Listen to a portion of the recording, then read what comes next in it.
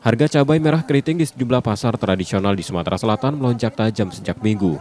Dari Rp40.000 per kilogram, kini tembus Rp80.000 hingga Rp90.000 per kilogram. Lonjakan ini dipicu banjir yang merendam lahan pertanian di Pemulutan Ogan Ilir, salah satu sentra cabai utama di Sumsel.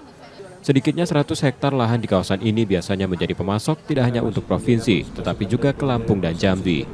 Gangguan produksi membuat pasokan menurun hingga harga pun terkerek naik. Begitu mendadak sebenarnya kenaikan cabai ini.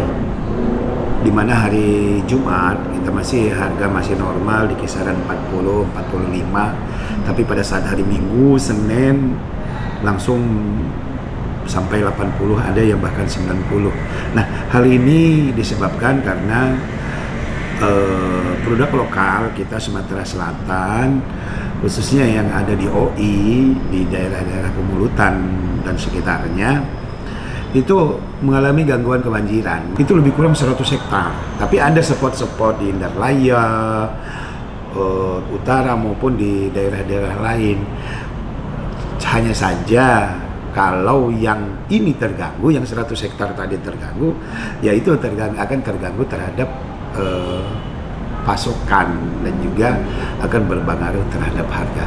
Kita akan berusaha untuk berkomunikasi dengan provinsi-provinsi lain sebagai penghasil cabai untuk bisa menyuplai di Sumatera Selatan. Berdasarkan data Survei Sosial Ekonomi Nasional, kebutuhan cabai besar di Sumsel mencapai 80 ton per hari. Namun stok yang tersedia saat ini hanya berkisar 50 hingga 60 ton, jauh dari kebutuhan harian masyarakat.